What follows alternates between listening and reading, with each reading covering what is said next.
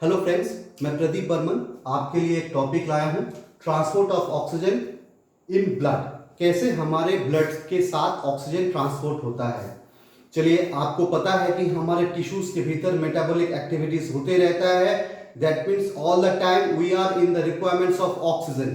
तो हमारे टिश्यूज को ऑक्सीजन चाहिए, सेल को ऑक्सीजन चाहिए, और ऑक्सीजन कहां से मिलेगा? ब्लड ही वो ट्रांसपोर्ट मीडिया है जो ऑक्सीजन को हर टिश्यू तक पहुंचाता है। तो ये बड़ा इंपॉर्टेंट टॉपिक हम लोग डिस्कस करने के लिए आए हैं।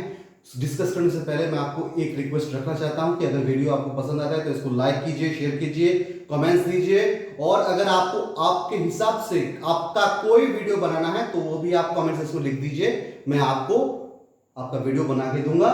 और यहाँ पे लिखा है, देखिए कि solve your questions in biology solution bye Pradeep. आपका खुद का कोई क्वेश्चन हो तो आप इसको डाल दीजिए, क्योंकि आपको बहुत समय लगेगा उसको आंसर बनाने के लिए। मैं विथ प्रॉपर सोर्स आपको आंसर बना के दूंगा। चलिए शुरू करते हैं। तो ऑक्सीजन का जो कंडक्शन है, देखिए वो ऑक्सीजन तो आर्टरी में भी है और वेन में भी है। मुझे ये जरूर पता है कि आपको आर्टरी और वेन के वेल डिस्टिंग्विश आपको आता है कि कैसे इसको डिफरेंशिएट करें। तो देखिए कि वेन में जो ऑक्सीजन है वो क्या है, 14 ml पर 100 ml ऑफ ब्लड, और आर्टरी में जो ऑक्सीजन है वो है 90 ml पर 100 ml ऑफ ब्लड। तो कभी कभी हम लोग ये गलत एक लिखते हैं कि artery content oxygenated blood and when content deoxygenated blood. कभी ऐसा नहीं लिखना चाहिए, क्योंकि डीऑक्सीजन मतलब ऑक्सीजन नहीं होना, ऐसा होता नहीं है। इसलिए हमें लिखना चाहिए artery content more oxygenated blood and when content less oxygenated blood. ठीक है, तो आप अब समझ गए होंगे कि अगर हमें स्टडी करना है तो हमें यह करना है कि the oxygen transport through arterial blood. क्यों? क्योंकि यही तो आर्टरी पूरे शरीर के लिए ऑक्सीजन को कंडक्ट करके लेके जा रही है, तो इसी आर्टरी से तो ऑक्सीजन जाएगा, इसी में तो ज्यादा ऑक्सीजन है, इसी का कंडक्शन हमें समझना है। चलिए शुरू करते हैं। तो देखिए, there are 3 stages in oxygen transport. तो पहला क्या है, अगर हमें ऑक्सीजन सेल तक लेके जाना है तो पहले तो हमें ऑक्सीजन पाना है। हमें कहां से मिलेगा? एटमॉस्फेयर से मिलेगा, थ्रू लंग।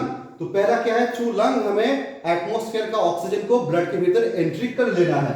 इसीलिए पहला स्टेज है entry of oxygen from lung to blood. तो ब्लड में खून में आ गया। अब इसका मैकेनिज्म बाद में समझेंगे, पहले थोड़ा सा समझ लेते हैं बेस के लिए। और दूसरा है कि transport of oxygen through arterial blood. क्योंकि हमें पहले ही पता पड़ गया कि हमें आर्टरियल ब्लड ही पढ़ना है, तो कौन सा मैकेनिज्म है, कैसे जाता है, प्लाज्मा सॉल्यूशन होते हुए जाता है या फिर ऑक्सी हीमोग्लोबिन बनते हुए जाता है, ये हमको डिस्कस करना है।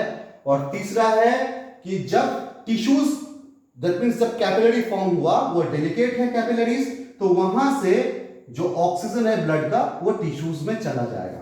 तो ये 3 स्टेजेस है, जरूर समझ में आ गया। पहला स्टेज ब्लड के भीतर ऑक्सीजन का एंट्री होना, दूसरा ब्लड से इसका स्ट्रेटेजिक कंडक्शन होना, तीसरा कि ब्लड के भीतर से ऑक्सीजन जब बाहर निकल के टिश्यूज के भीतर चला जाएगा। ये 3 मैकेनिज्म, ये 3 स्टेजेस है। आप देख सकते हैं यहाँ पे स्टार है, इसका मतलब हमें यही मेन है कि transport of oxygen through arterial blood. यहां पे हमको स्ट्रेटेजी डिस्कस करना है। चलिए आप इसको समझते हैं। देखिए, मैंने यहाँ पे 3 डायग्राम थोड़ा सा बना के रखा हुआ है, आपको समझने में सुविधा होगा कि पहले कैसे लंग्स के भीतर ऑक्सीजन एंट्री होता है। देखिए, अब जो पता है आपको कि ये लंग्स है, एक्चुअली ये एल्वियोली है, लेकिन मैंने इसको एक लंग्स करके लिखा हुआ है। तो इसके सराउंडिंग में देख सकते हैं आप, ब्लड इन पल्मोनरी आर्टरी। आपको पता है कि पल्मोनरी आर्टरी में लेस ऑक्सीजनेटेड ब्लड होता है, क्योंकि जब आपने स्टडी किया होगा कि difference between artery and when, आपने वहां पे देखा होगा कि artery contain more oxygenated blood accept pulmonary artery, क्योंकि हार्ट से ये पल्मोनरी आर्टरी लंग्स में जाएगा ऑक्सीजन लेने के लिए, इसलिए इसमें कम ऑक्सीजन होगा। कितना होगा? 14 ml ऑक्सीजन पर 100 ml ऑफ ब्लड। और जब ये ऑक्सीजन ले लिया तब ये पल्मोनरी वेन हो गया, कितना अमाउंट हो गया? 90 ml ऑफ ऑक्सीजन पर 100 ml ऑफ ब्लड। तो ये एंट्री हो गया। फिर दूसरा, ये जो ब्लड, ये ब्लड वेसल्स है, इसके थ्रू कंडक्शंस है, ये आप देख सकते हैं। और तीसरा कि जब ऑक्सीजन लिबरेट होता है टिश्यूज में। ये 3 को हम लोग स्ट्रेटेजिक समझ सकते हैं, समझेंगे अभी। यहाँ पे एक चार्ट है जिसमें आपको आप देखे होंगे कि जब transport of oxygen through arterial blood होता है ना, इसमें दो स्ट्रेटेजी होता है, through as a physical solution and oxyhaemoglobin compound formation. तो ये ये लाल कलर का जो है ये आर्टरी को दिखाएंगे हैं कि आर्टेरियल ब्लड में कितना कॉन्टैक्ट होता है। फिजिकल सॉल्यूशन में 0.3 ml per 100 ml of blood and oxyhaemoglobin formation में 18.7 ml per 100 ml of blood, total 19 ml देख सकते हैं। आर्टेरियल ब्लड का ये कॉन्डक्शन स्ट्रेटेजीज है और ये है when that means venous blood का ये कंपोनेंट। ये आपको मैंने स्ट्रक्चर बना के दिया है, आप इसको कॉपी कर लीजिए। चलिए इसको शुरू करते हैं। अब थोड़ा सा डिटेल में इसको समझेंगे। देखिए पहला स्टेज क्या है कि कैसे लंग्स में एंट्री होता है। तो आप उस डायग्राम को आप जरूर देखे हैं कि देखिए कि अगर हम लंग्स को देखें तो लंग्स के भीतर क्या है कि ऑक्सीजन, ये जो प्रीवियस डायग्राम आप देखे हैं कि ये जो ब्लड वेसल्स ये पल्मोनरी आर्टरी है और इसके भीतर O2 है जिसका अप्रोक्सली क्या है कि पार्शियल प्रेशर है PO2 है 100 mmHg। और जो आपका जो पल्मोनरी आर्टरी के भीतर जो ब्लड है उसका है कि अप्रोक्सीमेटली 14 mmHg। ये क्या है? Partial pressure of oxygen. तो इसमें ऑक्सीजन का प्रेशर कम है, इसमें ज्यादा है। तो आपको पता है कि high oxygen to low oxygen, high pressure to low, there's a diffusion happen, and so that the oxygen will enter in pulmonary artery so that the blood of pulmonary artery would be converted into pulmonary vein। मतलब ये अब venous blood से arterial blood में convert हो गया। मतलब यहाँ पे लेस ऑक्सीजन ब्लड था, यहाँ से ऑक्सीजन लिया और हाई ऑक्सीजन ब्लड बन गया। जरूर समझ गए पहला स्टेज, ये क्लियर है। चलिए दूसरे स्टेज में जाते हैं और जो ही हमारा मेन डिस्कस्ड टॉपिक है। तो पहला क्या है कि सिंपल डिफ्यूजन और पार्शियल प्रेशर ऑफ ऑक्सीजन, यही स्ट्रेटेजी आपको जानकारी लेना है। और आपका मेरा एक और वीडियो है ऑक्सीजन डिसएसोसिएशन कर्व, वहाँ पे ओडीसी जो मेंशन है आप वहाँ पे एक बार देख लीजिएगा, उस वीडियो को भी आप एक बार जरूर देख लीजिएगा कि और भी मैकेनिज्म है वहाँ पे डिस्कस किया हुआ है। इसके लिए अगर हमें ट्रांसपोर्ट ऑफ ऑक्सीजन समझना है तो यही काफ़ी है, लेकिन अगर आप उसको और एलाबोरेट में समझते हैं तो मैं आपको रिकमेंड करूंगा कि आप वो हीमोग्लोबिन एक वीडियो डाला हुआ है, आप उसको देख लीजिए। दूसरा है कि transport of oxygen through arterial blood. देखिए ये मेन है क्योंकि यही हमें समझना है कि ब्लड के भीतर ऑक्सीजन का कॉन्डक्शन दो स्ट्रेटेजी से होता है। सो लिखिए इसको, conduction of O2 as a physical solution,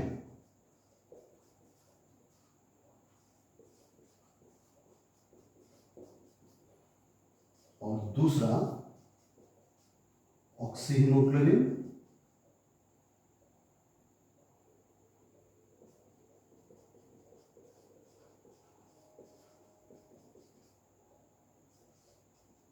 compound. तो जो फिजिकल सॉल्यूशन है ऑक्सीजन का, ऑक्सीजन विद लेस ये सॉल्यूट ये डिसॉल्व होता है ऑक्सीजन में। तो देखिए अप्रोक्सीमेटली आर्टेरियल ब्लड का 3% जो ऑक्सीजन है ना वो as a physical solutions conduct होता है और ये 97% ही ऑक्सीहीमोग्लोबिन ट्रांसपोर्ट होता है। एक चीज आपको मैं जरूर कहना चाहता हूं कि the physical solution in blood plasma is very important. क्यों? जब ब्लड प्लाज्मा में मान लीजिए कि ये तो आपका ब्लड है और ये है हमारा आरबीसी, और आरबीसी के भीतर ये हीमोग्लोबिन है। जब O2 एंटर हुआ ब्लड प्लाज्मा डिसॉल्व हुआ, जब ये सैचुरेट हुआ फिर ये ऑक्सीजन आरबीसी के भीतर जाता है। तो ये जो फिजिकल सॉल्यूशन स्टेट है ना बड़ा इंपॉर्टेंट है। कुछ भी एनीमिक कंडीशन होता है आप उसमें देखेंगे, ये आपको मैं एक्स्ट्रा इंफॉर्मेशन दे रहा हूं, उसमें जो भी मॉडिफिकेशन स्ट्रक्चर चेंज है वो हीमोग्लोबिन के साथ है।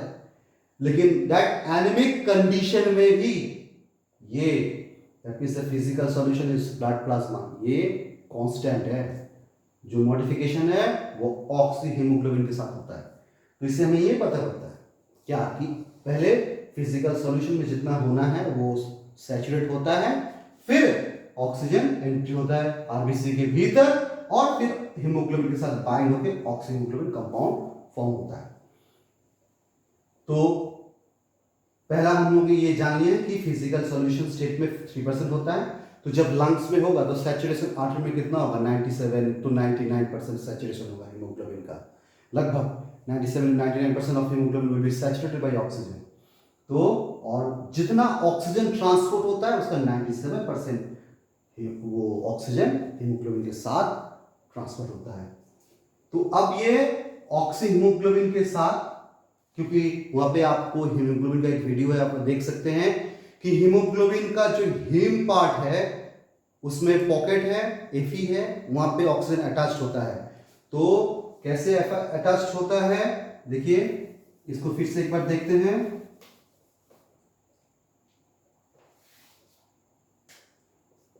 हीमोग्लोबिन Hb4 प्लस O2 क्या बना आपका, Hb4O2, क्योंकि हीमोग्लोबिन में 4 सब यूनिट्स है तो क्या होगा फिर Hb4O2 प्लस दूसरा मॉलिक्यूल ऑफ ऑक्सीजन अटैच हुआ Hb4O4 बना, फिर Hb4O4 तीसरा मॉलिक्यूल ऑक्सीजन अटैच हुआ बना आपका Hb4O6 और फिर Hb4O6 plus fourth molecule of oxygen attached here thereby forms Hb4O8। फिर ऐसे आपको ग्रेजुअल से ऑक्सीजन अटैच हुआ हीमोग्लोबिन के साथ, ऑक्सी हीमोग्लोबिन बना और थ्रू ऑक्सी हीमोग्लोबिन वो कॉन्डक्ट हुआ। तो जैसे मैंने बताया कि 3% ब्लड प्लाज्मा के साथ और 97% हीमोग्लोबिन के साथ कॉन्डक्ट हुआ। अब आ जाएंगे तीसरे पार्ट में कि entry of oxygen into tissues. चलिए इसको इरेज कर देते हैं।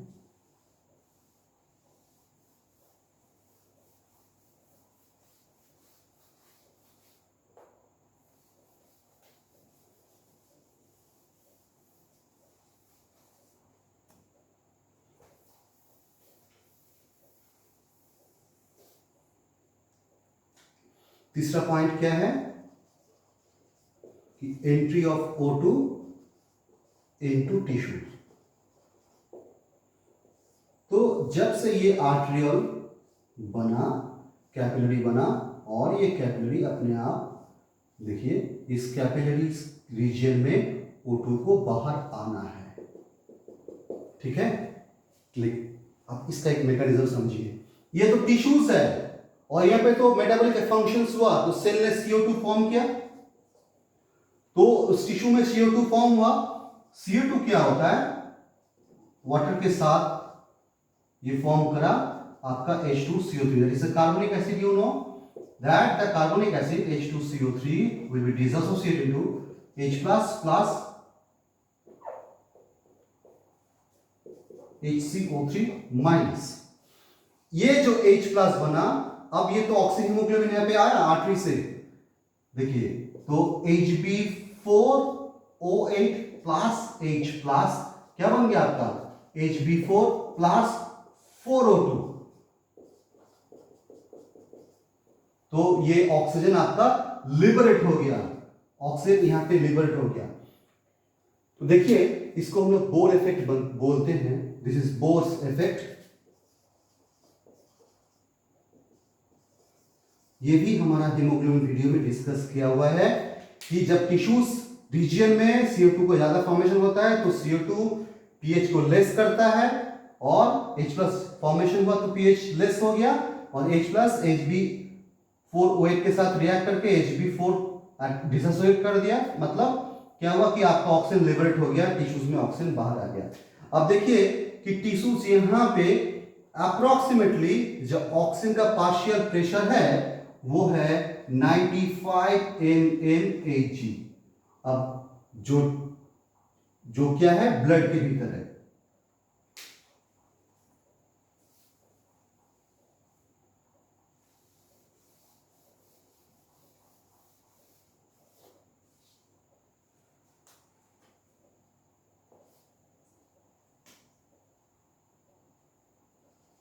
95 mmHg। ये है आपका आर्टेरियोल में, किसका है ये? PO2, partial pressure of oxygen.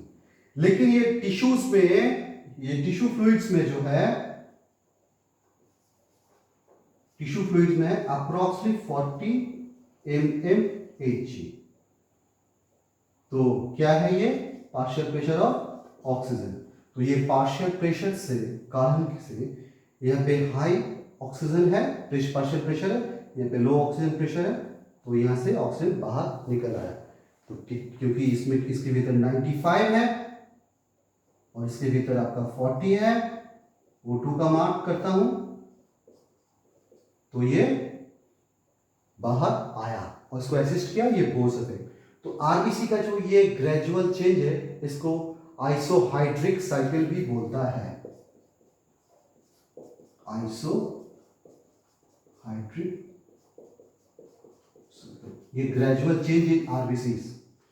तो आप देखिए कि इनटू टिश्यूज ऑक्सीजन डिसोसिएट्स हुआ, और due to partial pressure of oxygen, difference between the capillaries and tissue fluids. Capillaries के भीतर ब्लड में ऑक्सीजन का पार्शियल प्रेशर ज्यादा है, टिश्यू फ्लूइड्स में कम है, इसलिए डिफ्यूज होकर बाहर आ गया। तो चलिए ये कंप्लीट हो गया। अब जो बना ये वेन्स है, और इस वेन्स में ऑक्सीजन कम है, और ये जो आपको मात्रा मैंने दिखाया है कि वेन में देखिए, इसमें भी फिजिकल सॉल्यूशन में 0.2 ml पर 100 ml होता है, और ऑक्सीजन हीमोग्लोबिन कंपाउंड में 13.8 ml पर 100 ml होता है। तो कितना बना? 14 ml। तो वेन ब्लड्स में 14 ml O2 ट्रांसपोर्ट होना पर 100 ml ब्लड, ये कैटेगरी ये सजाया हुआ है। आप ये याद में रखिए कि जब आर्टरी में हीमोग्लोबिन 97% से 99% सैचुरेशन है, ये हीमोग्लोबिन का सैचुरेशन है, लेकिन वेन में यही कम के अप्रोक्सीमेटली 70% होता है। वेन के भीतर हीमोग्लोबिन का सैचुरेशन कम होता है। लेकिन देखिए plasma as a physical solution, plasma वो मोरलेस कांस्टेंट रहता है, क्योंकि फिजिकल सॉल्यूशन जो ब्लड प्लाज्मा में ऑक्सीजन का है, ऑक्सीजन जो प्लाज्मा में फिजिकल सॉल्यूशंस रूप में है, वो इंपॉर्टेंट है, ये क्रूशियल है। यही से स्टेप डाउन होके हीमोग्लोबिन तक, फिर जब प्लाज्मा का सॉल्यूशन कम हो जाएगा, फिर ऑक्सीजन से स्टेप डाउन होके ऑक्सीजन लिबरेट होगा, फिर प्लाज्मा होते हुए बाहर आ जाएगा। तो ये स्टेप है, ये स्टाइल है। तो ये आपको जरूर समझ में आ गया होगा। चलिए, अगर आपको वीडियो पसंद आता है ये, तो आप उसको लाइक शेयर कीजिए, कमेंट्स में अपना कमेंट्स डालिए। आपका कुछ का वीडियो हो तो आप उसको लिख दीजिए, मैं आपके हिसाब से आपका विश का वीडियो में बना के दूंगा। और आपका कोई भी क्वेश्चन हो, आपको टाइम वेस्ट नहीं करना है, आप सिर्फ बायोलॉजी सॉल्यूशन बाय प्रदीप इस चैनल में डाल दीजिए, मैं प्रॉपर सोर्स के साथ उसका आंसर बना दूंगा। सिर्फ आपको आपका नाम और कहां से आप बिलोंग्स करते हैं वो आप मेंशन कर दीजिएगा। चलिए, मुझे उम्मीद है कि ये वीडियो आपको पसंद आएगा। Thank you.